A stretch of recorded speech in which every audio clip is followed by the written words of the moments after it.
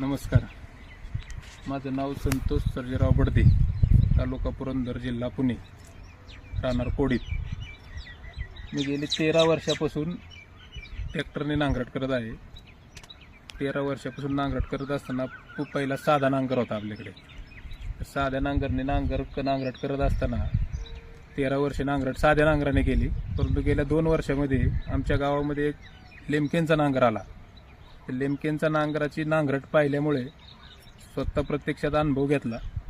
त्या नांगराची म्हणजे नांगरट पाहिली तर घरचा ट्रॅक्टर असून सुद्धा मी 2 वर्ष त्या नांगराने नांगरट केली. मग विचार केला की आपल्याला बी लेमकेनचा नांगर घ्यायचा.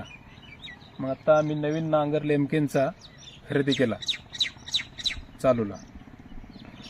बर, तुम्हाला सेटिंग करण्यासाठी माणूस आलता कंपनीचा? येऊन गेलेत? येऊन गेले. पण त्यांनी जे गाईड केलं त्यात काय तुमची शंका?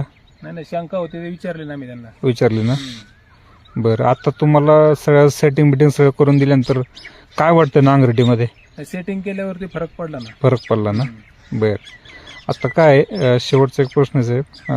मार्केटमध्ये बरेच काही शेतकरी आहेत की ट्रॅक्टर आहे पण किमतीमुळे लोक लेमकेन घेत नव्हते.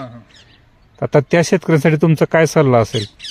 किमतीचा एकदाच विषय आहे, पण ज्यावेळेस आपण नांगरट करतो ना त्यावेळेस त्या किमतीचा विचार नाही करायचा. काम व्यवस्थित होणार आहे लेमकेनने. नांगरटीमध्ये भरपूर फरक आहे. नांगरी स्वतः जर अनुभव घेतला तर आपण लेमकेनच वापरणार. तर काय असेल लेमकेनमध्ये तुम्हाला काय दिसलं असं? दिसण्यापेक्षा नांगरटीत फरक आहे ना. आहे ना? आहे ना. बर, ते बाकीच्या नांगरांचं कसं होतं, जरा थोड्या दिवस नवीन आहे तो व्यवस्थित चालते. नांगरट करताना सुद्धा जरा फरक पडतो जरा लगेच. बर, कारण 2 वर्षाला मी वापरला लेमकेनचा नांगर दुसऱ्याचा गावायना पण. ठीक आहे. धन्यवाद साहेब. धन्यवाद.